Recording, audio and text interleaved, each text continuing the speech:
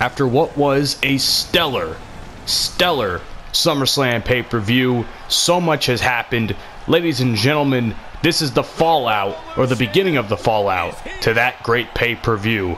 On Nitro, we have a couple of great matches, one including 2 new young guns, and of course the new tag team champions will be in action. See you guys then. So we start this episode off with 2 young guns on the Nitro brand, both Chad Gable and Shane Thorne looking to essentially make a name for themselves here. This is essentially both these men's debuts on EBCW's 2K20 season, but I think I'm going to go with Shane Thorne on this one. But yeah, I gotta say, man, thank you guys so much for checking out the SummerSlam pay-per-view. I greatly appreciate you guys giving that support. And that's the second to last pay-per-view, believe it or not. We are in the final stretch here on EBCW. We are approaching the final pay-per-view, which I believe is Hell in a Cell, and a proper pay-per-view to end off on. I'd have to double check it, but I'm like 90% sure it's Hell in a Cell. But either way, man, it's gonna be a great couple of shows. It's gonna be a great couple of months leading up to the final 2K20 pay-per-view, and we'll have to reassess what's going on with the 2K20 content by then. There might be a couple of days where if there's something going on in the wrestling community, I might just do some background in that. But again, we'll get to it when we get there. So Shane Thorne, I kind of feel bad for this guy. Obviously, I really enjoyed his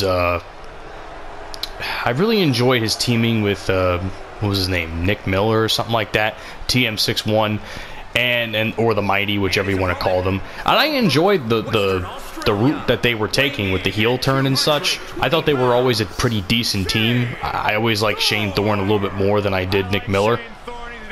But unfortunately, I think Nick Miller left because I think he was having a kid or something, and then he ended up in New Japan for a little while. I don't know if that's still the case. I could be wrong.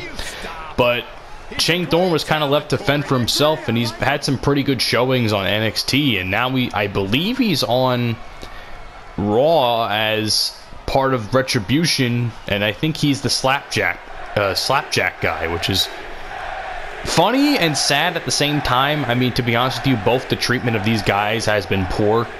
If I'm being honest, I think Chad Gable could have easily left SmackDown. I think he's on SmackDown. Could have easily left SmackDown and joined NXT again and became like what's the fucking thing? What was it? A North American title contender or something like that. Like, he could have carried that mid-card division along with Damian Priest and Johnny Gargano. Although I'm not sure what the fuck's going on with him. Apparently he just lost the title again. I don't know what the fuck is going on with that. It's kind of annoying if I'm being honest. Either way. But yeah, these 2 guys are young guns here. They're basically gonna duke it out, and I believe both men are in the running for the U.S. Championship division in the game. Don't quote me on that, but they're either part of the U.S. Championship division, or they're probably, which I believe they are, or they're part of the hardcore title division. Oh, that's brutal. Apron spot there. For those of you who don't know, SummerSlam saw a double champion for the 3rd time in EBCW history since the start of the series. Seth Rollins being the first, Matt Awesome being the second. And now AJ Styles, the phenomenal one, holds both the World Heavyweight and US titles simultaneously and will be defending against in both divisions. Nice moves by Shane Taylor there. Or Shane Thorne, my bad. I'm thinking Shane Taylor from ROH. He's not nearly as massive as Shane Taylor, and he is I like Shane Taylor, though. His work is also very stellar, if you ask me.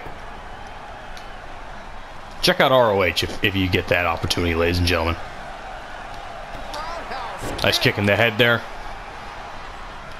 Man, Chad Gable, I really feel bad for, as I was saying before. He was a tag team guy, and then they split up Jason Jordan and him because they did the whole My Black Son bit for Kurt Angle and Jason Jordan. And then, unfortunately, what's it called? They kind of left him in the dust. I mean, he did a couple of tag teams with them. I think he was a tag team with Shelton Benjamin for a period of time, which I don't know if that was. I wasn't really watching, so I'm not really sure if that was ever super successful. Oh, get the fuck off me! I don't know what that is. What is that beast thing? Like, does that offer anything? Or does that do anything? Like, does that include any extra damage the guy does on you? Or, like... See, half these power-ups I don't understand. Like, what is the point of some of this shit? It's like, that doesn't make any sense. It's just there for the sake of being there. And I'm not gonna fucking go through the time to go through it. I mean, I don't play this... I only play this game when I essentially record. And I have no interest in playing this game and learning its mechanics and stuff because I think they're fucking terrible. Granted, 2K20 and such had the same stuff, but I enjoyed 2K19's gameplay a lot better than this. High flying... What was that? Was that the Phoenix Splash? I don't know. I think it was the Phoenix Splash, but yeah. And you know what? And another reason why I like Shane Thorne is because I'll never forget that one match they had with the Shark Cage and shit when they were facing AOP for the Dusty Rhodes Tag Team Classic. And I fucking loved that match that those two guys had. They did the whole Paul... Was it not Paul Orndorff? Paul Ellering. They held them up in a shark cage, and then they fucking Shane Thorne's crazy ass dive off the fucking thing, and I was just like, wow, that's insane. Splash there by Shane Thorne. It was a great fucking time. Again, I think Shane Thorne got injured shortly after that, so I think had he not been injured, I'm like 90% sure they would have at least held the tag team titles, TM6-1. But to be fair, I mean, I enjoyed their work, but I wasn't like the biggest fan of them. Like, to me, they were just kind of there because they were never really pushed properly. They had like a couple of vignettes when they were coming back, but I was just like, yeah, I mean, I enjoyed their work better when they turned heel, but I don't know, they just weren't. It's just like that tag team that's like, it's kind of forgettable now. That makes sense. Oh shit, I'm in a submission. I need to get out of here. Can I please get out of here? Please let me get out of here. Thank God. It was going to be very bad for me in a second. Oh, he just reversed my fucking signature, that piece of garbage. Man, Chad Gable's putting the work in on me, man. Every time I don't want him to reverse, that's when he reverses me. Eat shit. Dynamic maneuver from Shane Thorne. Another moonsault there. Look at these two guys, man. This is the future of EBCW. One of these guys could potentially become a champion down the line if in the next few weeks. We'll have to see. I certainly look forward to that. Alright, does he have a top rope finisher? I imagine he has a top rope finisher. Oh no. I'm quite shocked about that. Phoenix Splash. Again. I guess I have to figure out what the fuck this finisher is? What the hell is this finisher? Oh, charged finisher? I guess I'll do that. I don't know what the hell is I don't know what the hell his finisher is.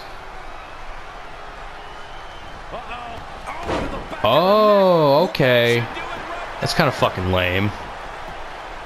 1, 2. I would hope I would have pinned him there. He was kind of getting his butt kicked the whole match, but you know. Either way, Shane Thorne comes out victorious. Good for him. Coming up next, ladies and gentlemen, we got a women's match. Candice LeRae will take on the lovely Liv Morgan. And bro, it's gonna be, I mean, two gorgeous women in one match. I mean, I can't complain, right? But either way, Shane Thorne gets the big victory there. Obviously making his way. Oh, what the fuck? What the fuck is Lars Sullivan doing here? What does Lars Sullivan want? What does his big ass want? Get the fuck out of here, you fucking brute. Look at you. You fucking were world heavyweight champion at one point. Now you don't even have any fucking friends. And then they want to do a whole thing about how he's fucking bullied on TV. Get the fuck out of here. Here, I'm gonna fuck your ass up really quick. No, I mean, we already know you kind of had that done to you. Oh, that was a low blow. I'm not gonna. I didn't want to do him that dirty. Why is he attacking me? Like, why? Why is he attacking me? What did I do to deserve this? Fuck off. Is he just trying to fucking do... There we go. Finally. Shane Thorne. Still stands tall. Whew. That scared the piss out of me. I didn't know what to do there, but you know what it is. It is what it is. Either way, Shane Thorne's your victor. Coming up next, women's match, Candice LeRae, Liv Morgan. I'll see you guys then.